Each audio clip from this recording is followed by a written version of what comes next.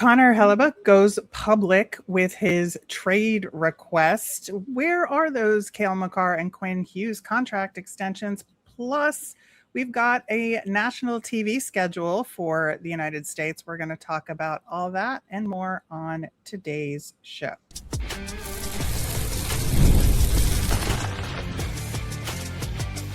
You're Locked On NHL, your daily podcast on the National Hockey League. Part of the Locked On Podcast Network, your team every day.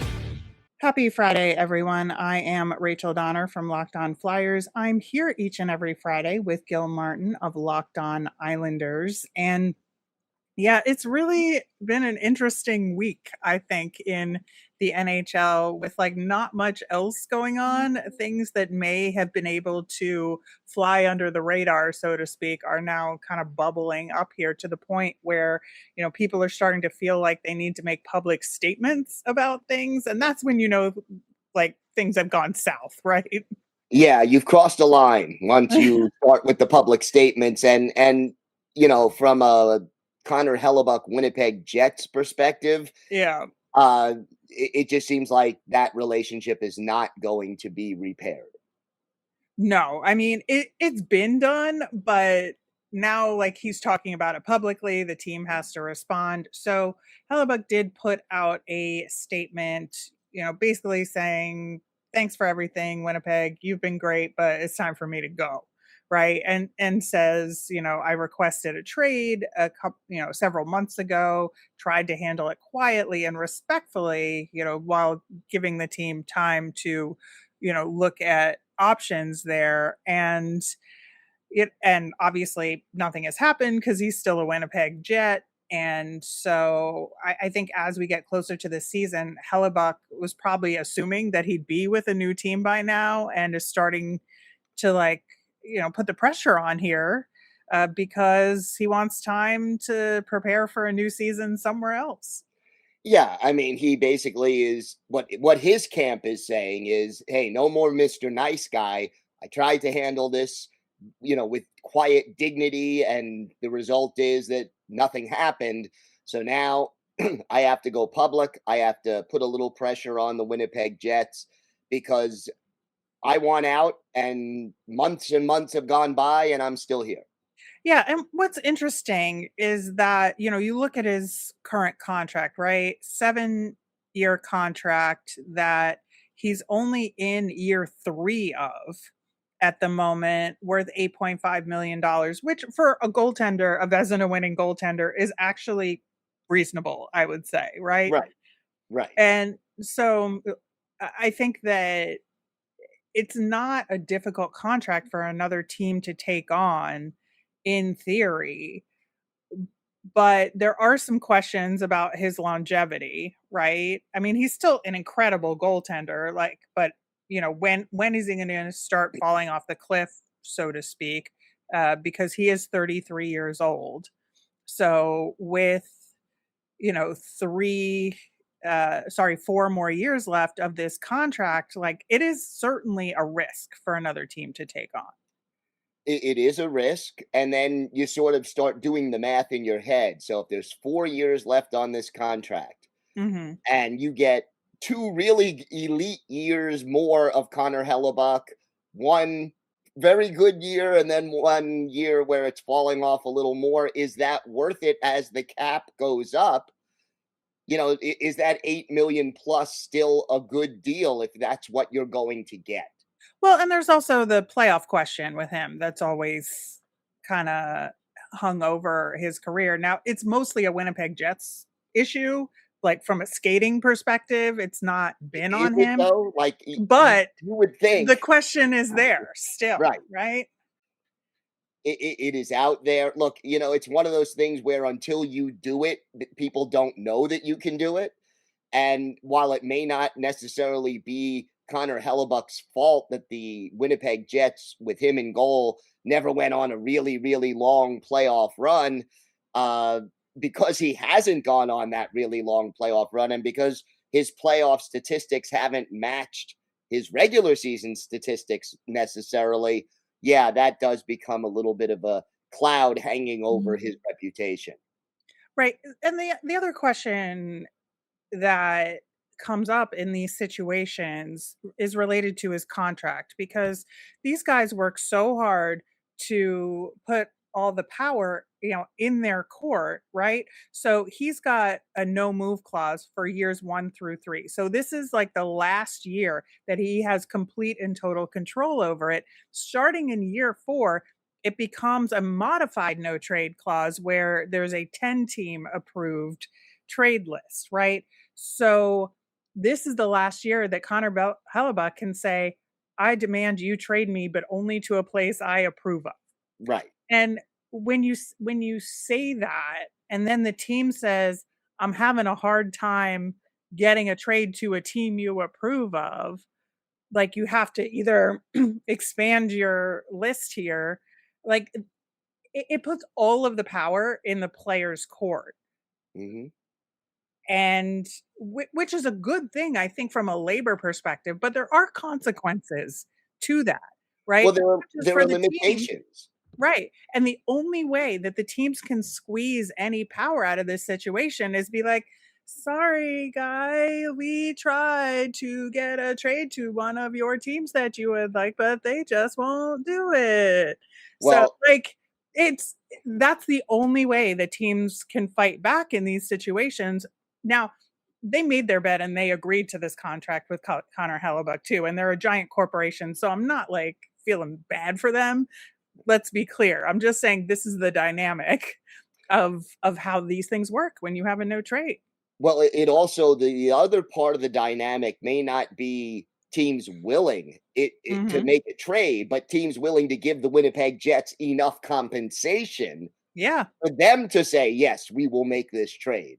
Yep. And the fact that the Jets have less leverage because of the no trade clause, other teams are going to say, hey, we don't have to step up and give you this huge package. You either trade him, or the next step for Hellebuyck may be, I'm sitting out. I'm not going to play. Now, if he does that, he doesn't get paid, but the Winnipeg Jets also do not get anything in return for him. And it creates a whole mess on their roster because their goaltending situation, if they don't receive a goalie back, what are they going to look like? Yeah, it's interesting. The Jets put out another statement in response to what Hellebuck said. So Kevin Cheveldayoff says Connor has been open with us about his desire for a change. He's been an important part of the Winnipeg Jets organization for many years. We have tremendous respect for what he has accomplished here. While we will continue to work through the situation in a thoughtful manner, there is no update at this time. So, is it passive aggressive? Not as much as it could have been, to be honest. Right. It could have been So worse. it Yes. could have been a lot worse, I think. But this is just saying, no news until further notice, and we're doing our best here. But it is, I think, when you create that level of animosity, now, of course, I mean, it's 100% impossible for him to stay with the organization at this point. And I do fear that a sitting out situation is what's going to happen if they can't get this done. And then the question strategically, if you're Connor Hellebuyck, when do you sit out? Do you sit out training camp? Do you not show up for day one? Do you wait until later in training camp and then walk away if nothing gets done? Or do you wait until game one of the regular season and say, I gave you all this time, I'm sitting out starting now, and, leave them in the lurch, so to speak? I, listen, I think anything can happen at this point. And we should mention, too, that if you put this move in the context of some of the American Olympic players demanding trades this offseason, it also kind of adds like a little bit of color to the conversation about that. It feels like a conspiratorial collusion here. I mean, you look at Kachuk moving to Florida, right? You look at the fact that Quinn Hughes left Canada for the United States. I mean, he didn't go to a tax haven, but he certainly did leave Canada for an American team in Minnesota. We'll talk more about him in the next segment. But, you look at Dylan Larkin with a trade request. I know he's in Detroit, but still, like, he did that. And so, Austin Matthews is the only one who's staying in Canada for the moment, For the I think, moment, yeah, of it those seems star that way. players. But it does feel a little conspiratorial at this point. Something in the water? I mean, Yeah, I don't know. I don't know. That is for sure. But yeah, I think that there could be something to it. It may be nothing, and it could all be separate situations here. But I think that the fact that Hellebuyck, who uh, ultimately like won that team a gold medal, um, I think he feels like he has the upper hand here, and he should have the upper hand here, and he was gonna, take the time to do what he has to do. But we'll see what happens here, right? yeah, it looks that way as far as Hellebuck is concerned. Any teams you think are good places for him to land? I mean, I don't know. Like I sometimes I think Nashville, but I also think he'll want to be with a more like robust contender here. Yeah, So and it's like the teams that I feel like something could happen. Now maybe like Columbus has a need, right, right. but doesn't seem like a good fit. So I How like about how about Buffalo? mm, that's a definite possibility. And it's, just over the border there. So It is. we'll see what happens with that. But in the meantime, there are some potential contract extensions for top NHL defensemen Cale, Makar, and the aforementioned Quinn Hughes. We're going to talk about what's going on there coming up next. Support for today's episode comes from Indeed Sponsored Jobs. When workplace chaos hits and you need the right hire, Indeed Sponsored Jobs helps connect employers with candidates who match specific needs like skills, certifications, and location. So less time gets spent searching and more time gets spent finding the right fit. People are finding quality hires on Indeed right now, and the minute I've been talking to you, companies like yours have made 27 hires on Indeed, according to Indeed data worldwide. Usually, the biggest difference isn't someone doing more work, it's having someone who knows exactly what needs to happen and helps everything run smoother. So, spend less time searching and more time actually interviewing candidates who check all your boxes. Less stress, less time, more results. When you need the right person to cut through the chaos, this is a job for Indeed Sponsored Jobs. And listeners of this show will get a $75 sponsored job credit to help get your job the premium status it deserves at Indeed.com/podcast. Just go to Indeed.com/podcast right now and support our show by saying you heard about Indeed on Locked On NHL. Indeed.com/podcast. Terms and conditions apply. Need to hire? This is a job for Indeed Sponsored Jobs. All right. So we are looking at a couple of the top defensemen in the NHL who will be on expiring contracts who do have the capability to extend their deals right now. And we have not seen that come through yet. And that, of course, is Cale Makar and Quinn Hughes. And it is very interesting because given what happened with the forward contracts and the Carlson offer sheet, now we're up to above 18 million as kind of the standard here for forwards.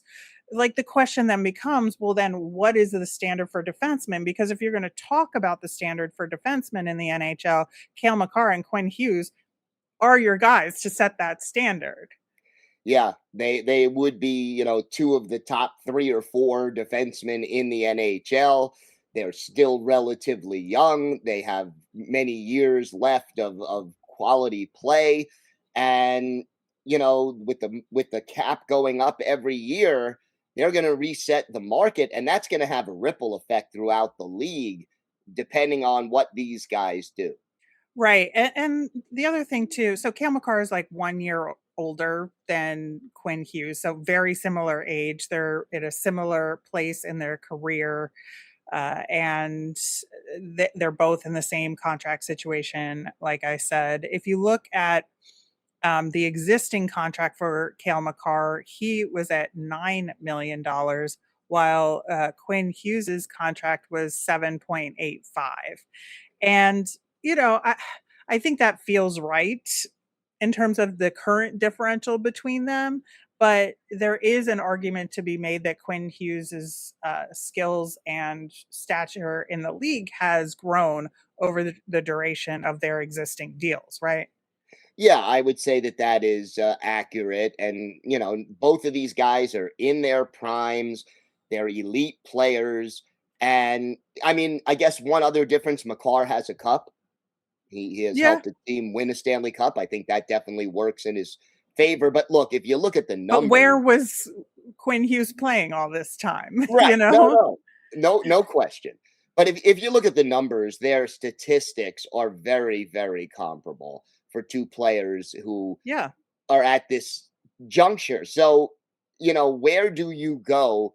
And is there any hometown discount? Especially, you would think Makar, because the Avalanche do have a little bit of a history of giving a slight hometown discount from star players. Is that a possibility, or does he go all in for the money? Well, I mean, you would have to think he goes all in for the money at this point, because you do that once, you don't do that twice, Right. right? So, I mean, I guess unless you're Connor McDavid for some weird reason, but like, I think that with no kind of standard bearer in this new cap era, there is the conversation to be had about them essentially playing chicken to figure out who's going to set the market, and then the other one goes slightly above it. And if I'm either one of their agents, that has to be a factor to some degree. It does. And, where does the market for defensemen get set? I'm guessing it's going to be in the 18 to $19 million range. And then what is the ripple effect of that in the future? Like, from an Islanders perspective, for example, July 1st of next year, Matthew Schaefer is eligible to sign an extension. The number that Makar and Hughes come in with is definitely going to impact the market for any other top defenseman. Right. And, I mean, as a side note, I wouldn't say at that point Schaefer would earn what they would earn, but No, certainly the scale would be set in terms of how far exactly. under those two that Schaefer's next contract would be. But yeah, I think you can conflate this in this conversation, but there are some other factors at play here. You mentioned Makar getting a Stanley Cup with the Colorado Avalanche. They're definitely, I think, a stronger team than the Wild, despite the playoff results here. But I do think Cale Makar is a Colorado Avalanche player, and I do think it will get done. It's just going to be a matter of how this plays out. With Quinn Hughes, there is also this specter of the New Jersey Devils hanging over their heads, right? And that given the fact that Quinn Hughes made the move from Vancouver to the Minnesota Wild, there is indication that he wants to stay there, or he's going to try and stay there. But literally everybody and his two brothers want him to be on the New Jersey Devils so the family can get the band back together, right? And so Quinn Hughes's agent has that kind of as a sort of Damocles hanging over the conversation here. Yeah, and the possible compromise is because the Wild have continually said, we're confident we can sign him before the season starts.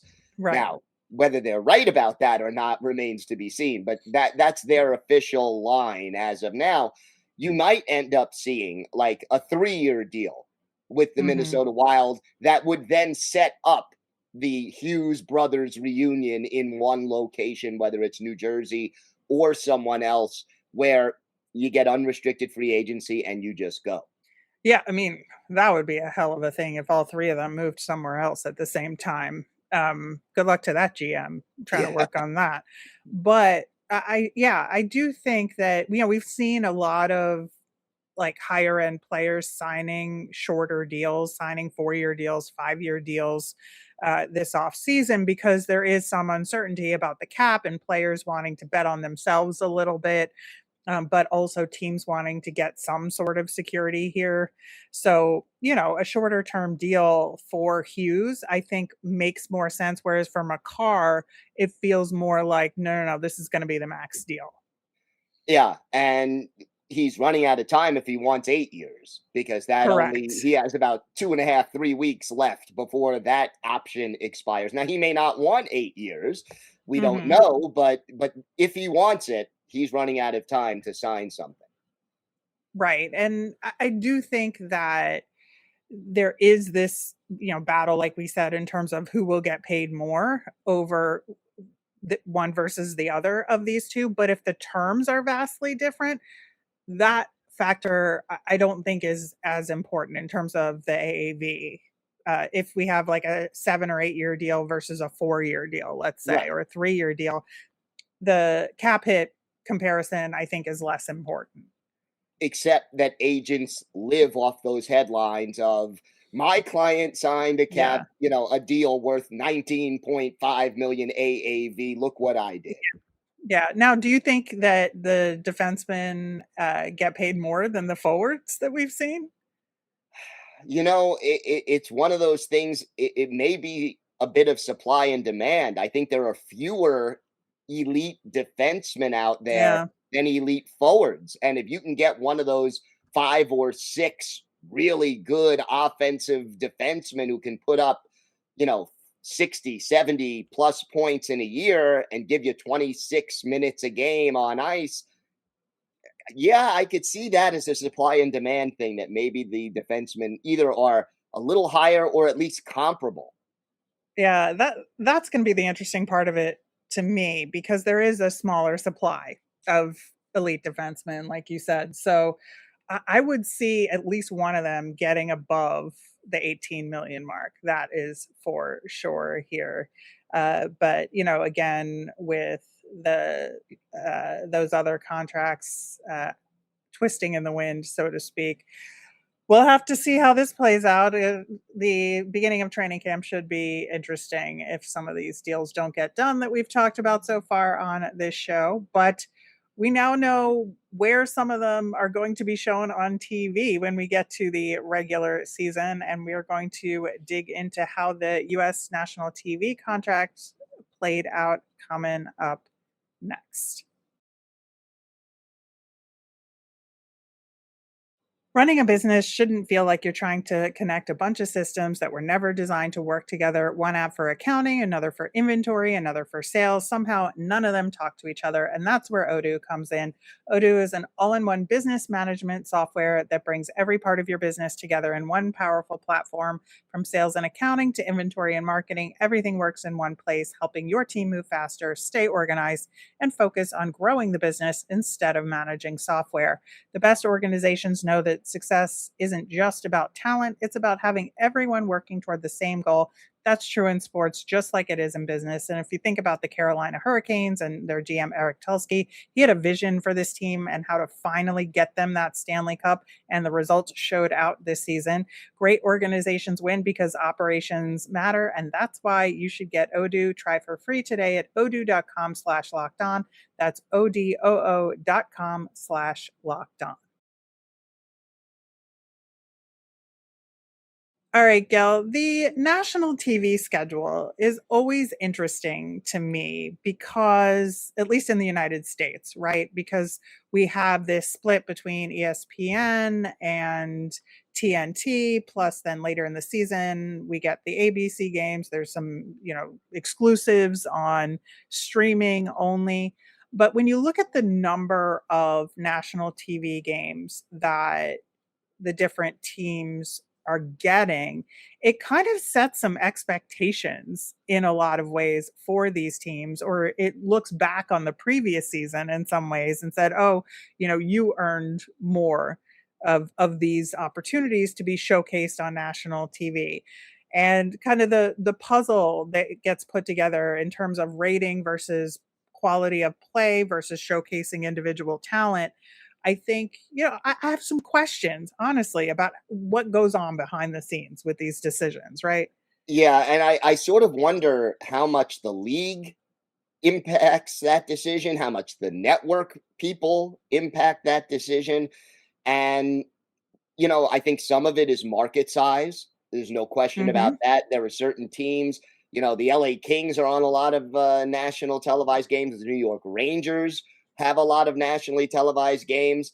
But I think it's more because they were an original six team in the biggest market in the United States rather than because they are a team of exciting superstar players that's expected to contend for a Stanley Cup. So where do you find that balance?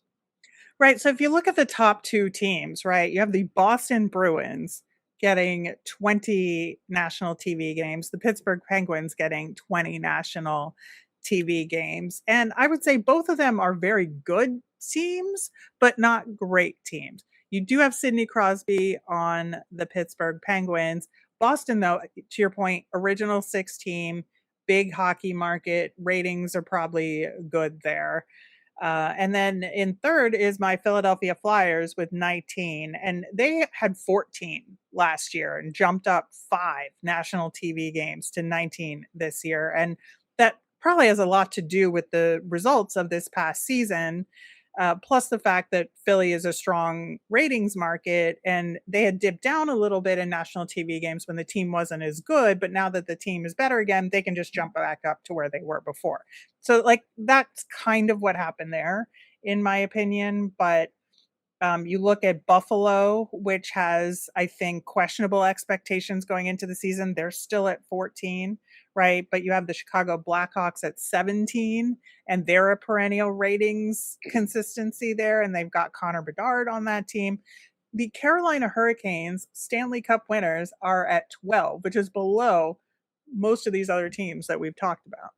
Right, but who's the superstar on that team? Like, what's the big draw? Not look, knowledgeable hockey fans know your Yeah. Sebastian Ahos and your Slavins and all of that, but the casual national fan, those are not necessarily as big a name as a Sidney Crosby, or a Macklin Celebrini right now. Right. But I feel like in some ways it's a self-fulfilling prophecy because if you don't showcase these players, like, how will people learn about them? Yeah, and then if you're a great player in a smaller market or less traditional market or even a Canadian market, Right. how does that affect the perception of ratings? And where do you strike that balance between building something up and cashing in right away? Yeah, I mean, that's the thing is, like, that's what makes this, like, puzzle so fascinating here.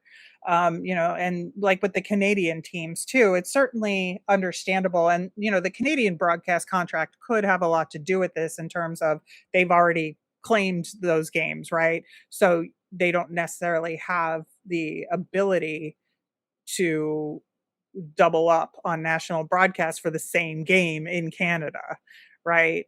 So I kind of get that to some degree, but it's still kind of annoying to a large degree. I mean, the Oilers have 8 national TV games in the US with arguably the best player in the game on that team. But, the Montreal Canadiens are one of the most fun, young, dynamic teams to watch. Only 6 national TV games in the US here. And, the weaker teams have none. Like Calgary has 0. Ottawa, interestingly, now that Kachuk's not on the team, has 0, right? The Jets only have 1, but that's, I believe, the Heritage Classic. So, it's just really interesting. And you have the Toronto Maple Leafs, right? Which this is where my Canadian broadcast theory comes into play here because all those games are national TV worthy in Canada. And so it doesn't really give the US national broadcast as much of a chance to showcase them. Only 3, with Austin Matthews, arguably, if not like the top American player, right? And the number 1 overall draft pick on that team. Right. And they're only on national TV 3 times. Right. But from the perspective of the broadcast partners, if your market is Toronto or Montreal or Vancouver or Calgary, etc. That's one city that won't count in American domestic ratings. You know, if you're broadcasting the Flyers, Philadelphia, big market, traditional market in the NHL, 60 years of history there, you're going to get higher ratings in that market. If you get higher ratings in Toronto or Montreal, that doesn't count toward the ratings I for ads in understand the that. United I'm States. saying there is a market in the United States for the Toronto Maple Leafs, for Yes. non-market hockey fans to watch that game because of Austin Matthews, because of the general feeling about the Toronto Maple Leafs as a whole, and because of Gavin McKenna. Right. Like I truly believe that people are going to want to tune into Leafs games this upcoming season that aren't necessarily Leafs fans and certainly don't live in Canada. I guess the underlying question, or one of them, is how much of hockey is a local sale for fans and how much of it is a Yeah. national sale.